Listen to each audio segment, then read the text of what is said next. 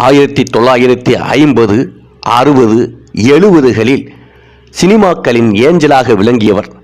1000 படங்களுக்கும் மேலாக சினிமாவில் நடித்தவர். Kannada super star Rajkumar, Tamil Nadu super star M G. Ramachandran, நடிகர் திலகம் செவாலியர் சிவாஜி கணேசன் என அனைத்து முன்னணி கதாநாயகர்களுடன் நடித்தவர். தமிழ், தெலுங்கு, கன்னடம், மலையாளம், இந்தி என பல மொழிகளிலும் கதாநாயகிய கோலோச்சியவர். தமிழக அரசால் கலைமாமணி விருது பெற்றவர். இப்படி பல புகழுக்கு பெயர் பெற்றவர்.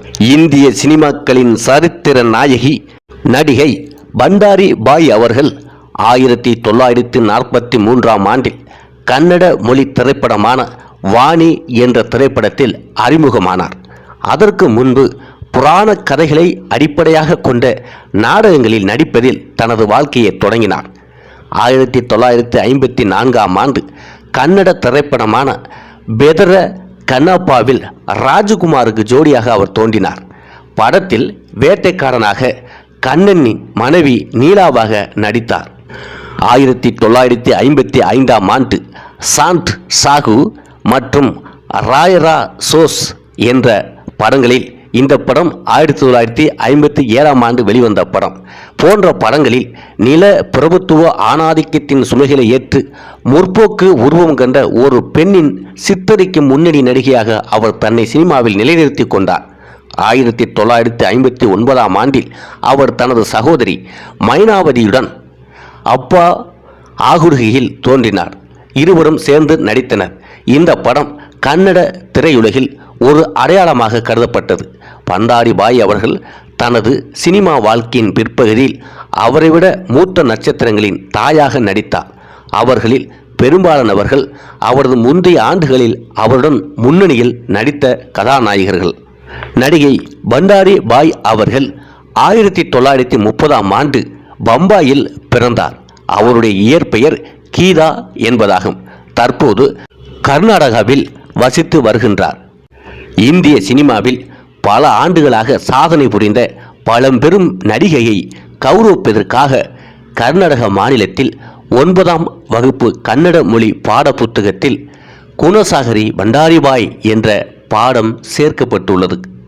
இவர் பல விருதுகளையும் பெற்றுள்ளார். 2001ஆம் ஆண்டு பிலிம்பேர் விருது இவருக்கு வழங்கப்பட்டது. அது வாழ்நாள் சாதனையாளர் விருதாகும்.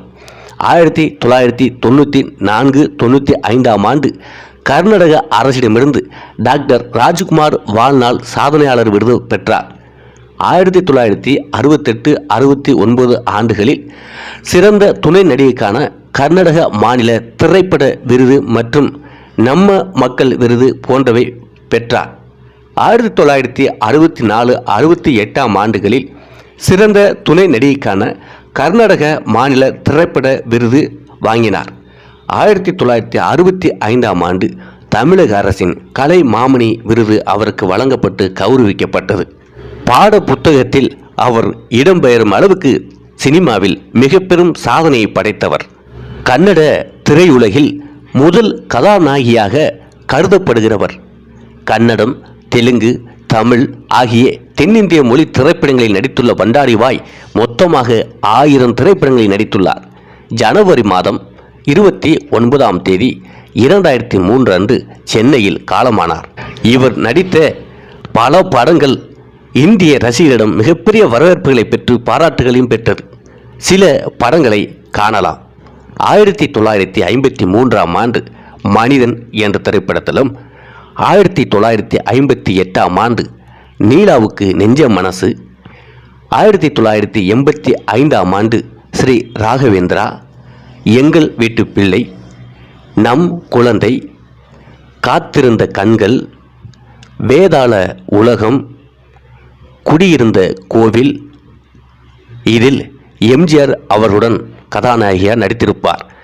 இரும்பு திரை, காவல் பூனைகள், 4 வேலி நிலம், பாவை விளக்கு, செல்லப்பிள்ளை, அர்த்தமுள்ள ஆசைகள், ராகங்கள் மாறுவதில்லை, மனைவியே மனிதனின் மாணிக்கம், கெட்டி மேளம், குறவஞ்சி, பதில் சொல்வாள் பத்திரகாளி, திரும்பிப்பார், கண்கள், மகாலட்சுமி, ஹரிதாஸ், வாழ பிறந்தவள், குலதெய்வம், அன்னையின் ஆணை, பக்த சபரி, பராசக்தி, இரவும் பகலும், இந்திரா என் செல்வம், அள்ளி பெற்ற பிள்ளை, நீ, அந்த நாள்,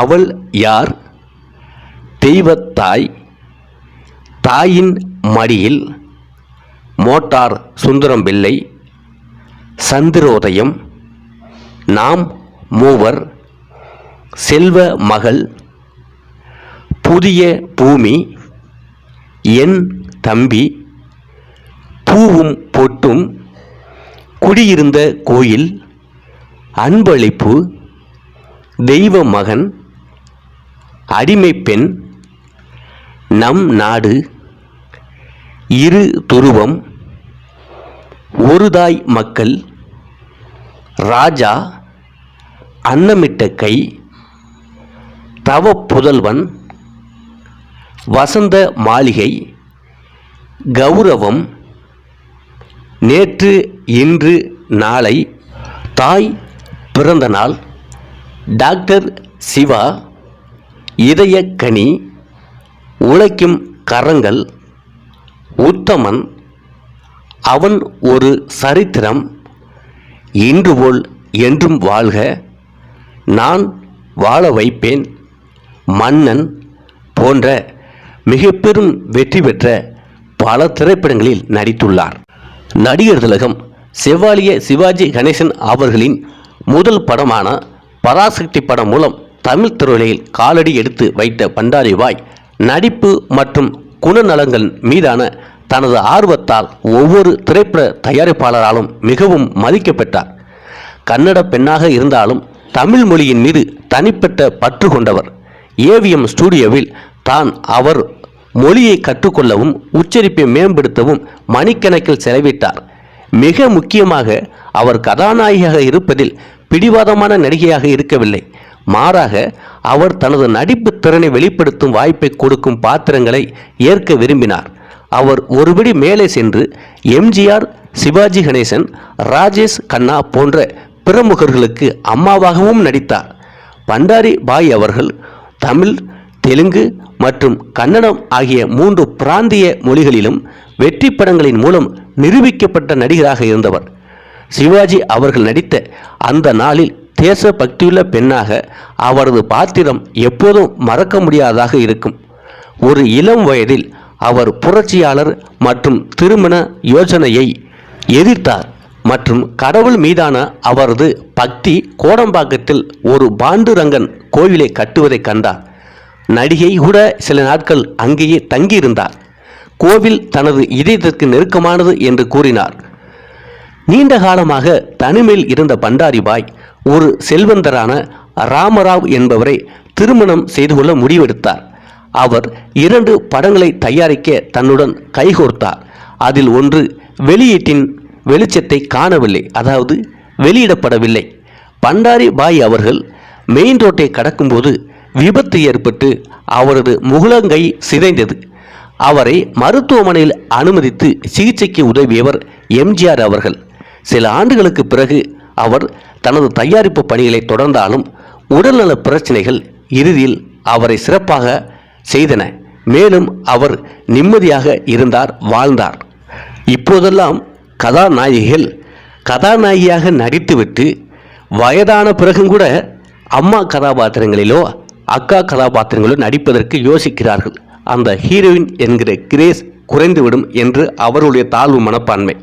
ஆனால் மரியாதைக்குரிய பண்டாரி பாய் அவர்கள் கதாநாயகியாக நடிக்கிற காலத்தில் கூட அவர் தங்கையாக, அக்காளாக, தாயாக நடித்திருக்கிறார்.